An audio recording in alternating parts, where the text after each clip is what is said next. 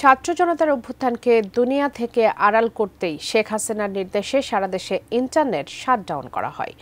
এর মাধ্যমে গণহত্যাকে ত্বরান্বিত করা হয়েছে। দুপুরে আন্তর্জাতিক অপরাধ ট্রাইব্যুনালের চিফ প্রসিকিউটর তাজুল ইসলাম ব্রিফিংয়ে একথা জানান। মাহফুজা মুসলাহির রিপোর্ট।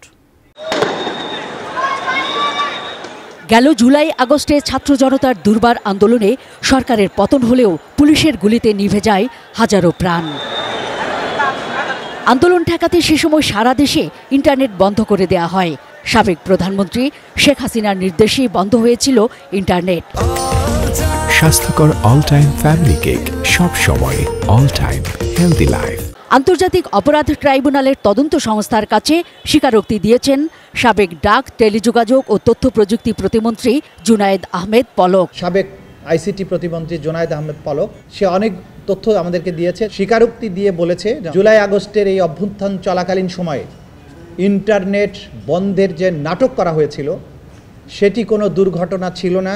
সরাসরি প্রধানমন্ত্রীর কাছ থেকে নির্দেশনা আসার পরে তথ্য প্রতিমন্ত্রী নির্দেশ দিয়ে আইআইজি ইন্টারন্যাশনাল ইন্টারনেট গেটওয়ে, এই গেটওয়েদের একটা হোয়াটসঅ্যাপ গ্রুপ খোলা হয়।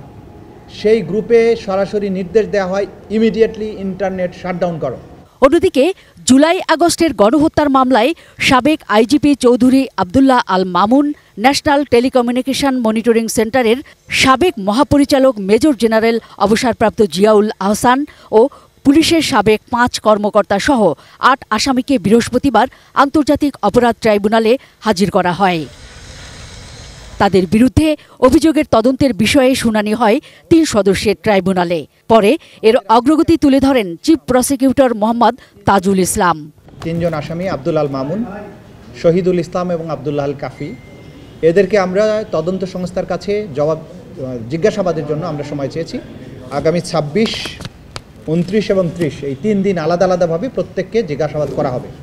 এই জিজ্ঞাসাবাদের প্রধান উদ্দেশ্য হচ্ছে তাদের কাছে সংরক্ষিত যে সমস্ত তথ্যাদি আছে এবং তাদের ব্যাপারে আমরা তদন্ত সংস্থা যে সমস্ত তথ্যাদি পেয়েছে সেগুলো যাচাই করা, সেগুলোর ব্যাপারে তাদের বক্তব্য গ্রহণ।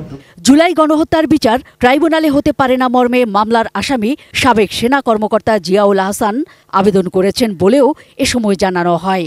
তবে কেন হতে পারে না সে ব্যাপারে সাংবাদিকদের প্রশ্নের জবাব দেননি তার আইনজীবী। Mahfuza Muslahi, ATN news, Dhaka.